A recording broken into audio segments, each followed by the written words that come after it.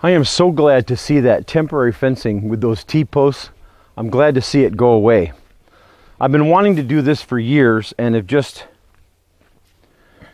put it off, you know, that laziness thing. But every year I fight the deer. The deer seem to know that that temporary fencing is collapsible because they've gone over and bent it right down and gotten it. And I had it 7 feet tall at one point, and they know it's weak and they can just crush it. So they're not gonna get through this. And so now last year I did the fencing in the orchard because the deer kept getting in. And once I put that fencing down there, they haven't gotten into it at all. So this is going to be perfect. So what I've done is I ran my string. Now let me show you how you do this, how you square this off. I wanted to square it off to the front fencing here. So what you do is you use the 3-4-5 method. You go out 3 feet and 4 feet on the other one. So it doesn't matter which side. So you go like 3 foot here, 4 foot here, and then you want to go 5 feet across diagonally. So you've got 3, 4, and 5, and you take your string out. You have somebody down there and just have them moving that string in and out until you hit the 5 foot mark. It's really simple to do. It does take 2 people. So we went down there, I don't know, 40 feet or so, and so this is squared completely to that front one. And I did the same on the west fence too. So these should be perfectly parallel. If they're not, the only people they're going to notice that are the birds, or I don't know, people flying over or something, but I don't care. It looks perfect to me. That's all I care about. Okay, so what I'm using here is I'm using 10-foot 4x4s. They're treated. And you're supposed to go a third of your post into the ground. In other words, if you have a 6-foot post, a 6-foot fence, you want to go 3 feet into the ground. That's the rule. But I'm not following that. I did that over there on the fence on the west side. And I think I used 12 footers and I put like 3.5 feet or so into the ground. And these here I put about 2.5 feet into the ground. And so 7.5 is sticking up. And it's just as solid as that over there. Now, I'm not cementing every one of them. I did the corner posts, and I'm doing like every 2 or 3 because they're not getting any stress. Nobody's going to be climbing this fence. And once I put the wire on, it's perfectly fine. And these rails are also keeping it steady too. So from going this way. Now, these rails here are 92.5 inches. The reason for that is I am bringing my posts exactly 8 foot on center. So that way when I put in my fencing, the fencing is like 8 foot increments, and so it will fall directly like at the 40 foot mark. So 8 times 5, so it'd be 5 sections here. If I were to go with full 8 footers here, it would just keep extending it and I would be short on my fencing at the end. So I wanted the 8 foot to fall right dead center here.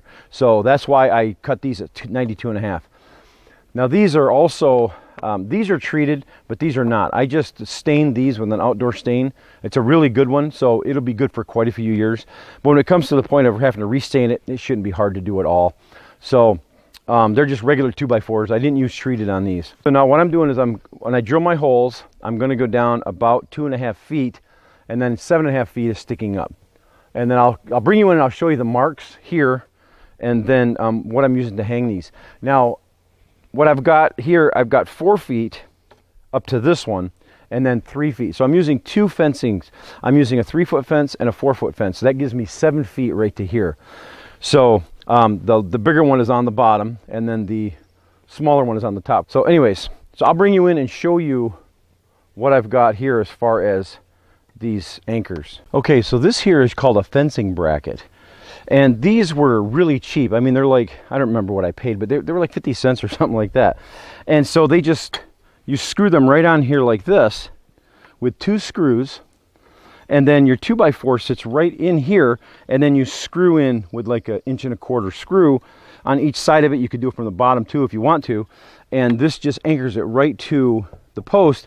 And you don't have to worry about trying to toenail screws in and get it to stay. So these are great. So now I've got these set at 11 inches to the bottom from the top. 11, 45, and then 92. So my bottom rail is 92 inches, the bottom of it, from the top of this post. And then I just sink my 4x4 in, level it off with a level, get this one level back and forth this way, and I'm good to go. So I'll put a link below to where you can go out and get these. They're really cheap.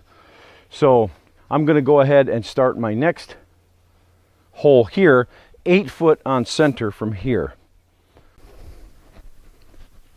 Oh, and you know something I also forgot to mention,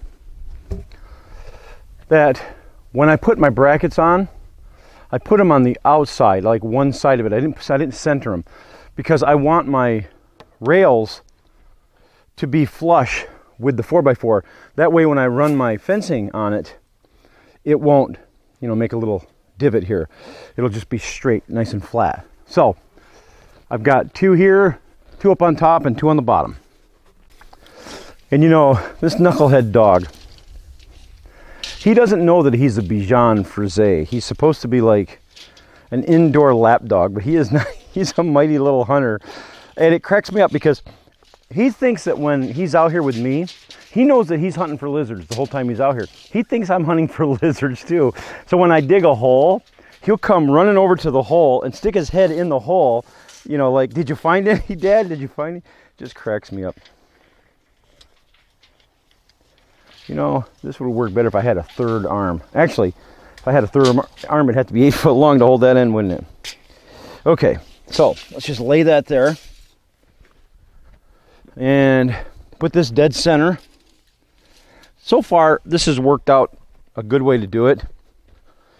I've also taken the 2x4 and laying it in there before. But just eyeballing it. This is a 6-inch auger, so if I'm not perfectly centered, it still is within an inch or two. So that looks good right there. That's center. My 8 foot mark is right straight down, and that looks good. My spinach. Oh, I've shown this in a previous video. This spinach, we've been eating it all winter long. I am so sick of spinach. I'm blessed to have it.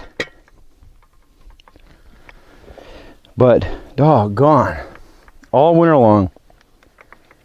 And lettuce over there, which this is what prompted me to get my butt moving on getting this fence completely done, because the deer crushed that back fence over there and got in and ate some of my lettuce. So we're done with that.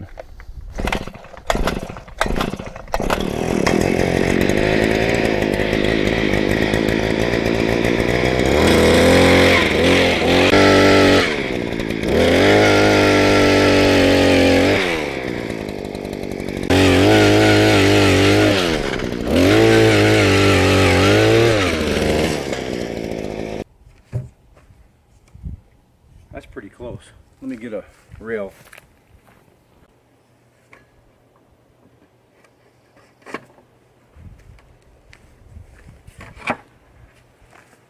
All right, let's see.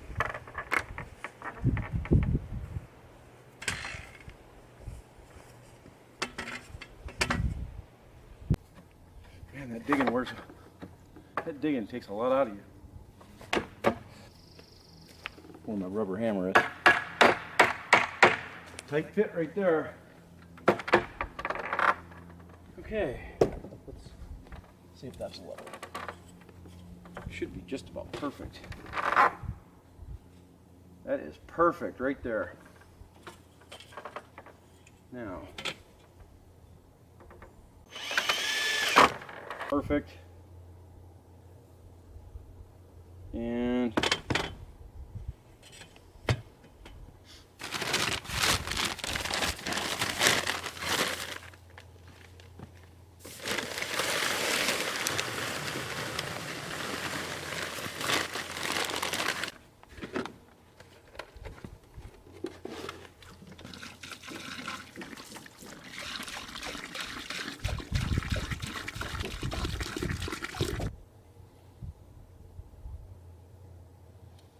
that's perfect. I'm just going to let that sit. I'm not even going to anchor it. I'm not going to put any boards across and anchor them into the ground or nothing. That'll just sit like that. If it moves a quarter of an inch or so, it doesn't matter. Nobody's going to notice. But that right there is perfect. That is perfect. And that is perfect. We're good. Even the birds are laughing at me. You would think that this big 50-foot roll here wouldn't have to be flattened too well. You would think you could just put it up and then just staple it. But you know, it's got a bow to it just because it was rolled up. And the fact that they're not careful with these rolls. You can tell, look at all these. I mean, it's wavy, and so it needs to be taut down at the end. I'm going to go ahead and attach it right here. I'm going to straddle this board, and then I'm going to straddle this one.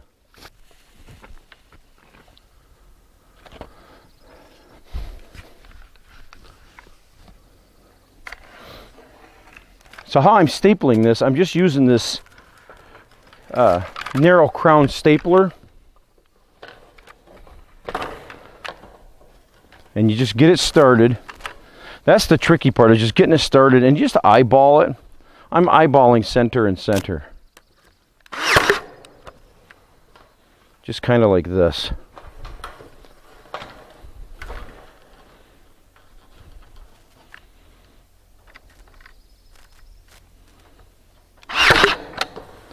Just like that. It's not rocket science. I'm going to go down pretty aggressive with, you know, I'm going to go like almost every one here just because I want this end to be tight. Because when I go to pull it down there at the other end, whoops, I missed, look at that. When I go to pull it down at the other end, I don't want these staples to pull out.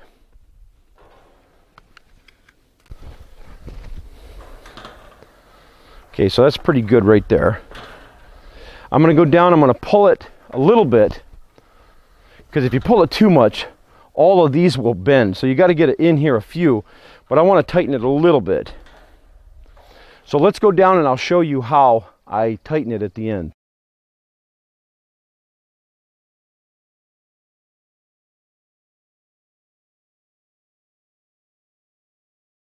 Okay, I'm using the same technique that I've done for chain link before, except you run a metal bar down through the links like this.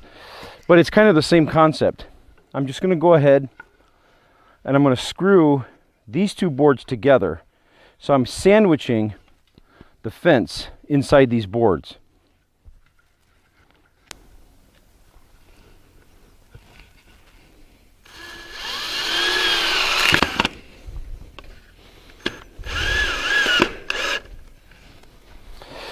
Okay, now when I worked on the west fence, I used my ratchet straps, and they worked pretty good, but they were a little more cumbersome, and these just are much quicker. So let me go ahead and put these on.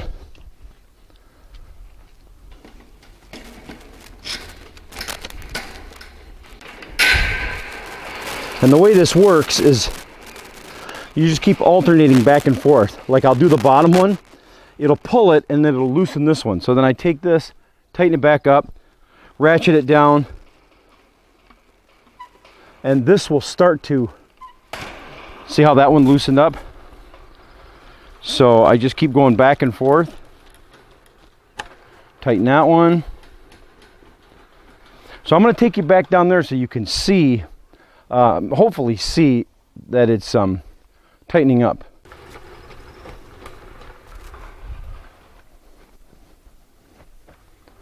And it's such a long run that you got to make sure that it doesn't go underneath this, and keep pulling it up.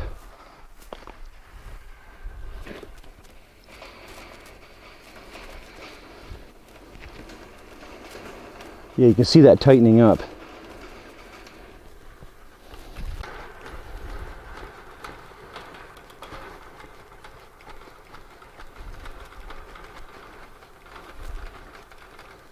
You know what? I'm going to call that good. I mean, a person could make a career out of just ratcheting this to tighten up every little every little kink. But look at that. That's pretty tight right there. You're never going to get out every little, every little dip. So it's just never going to be perfect unless you want to spend hours out here. So I'm calling that good.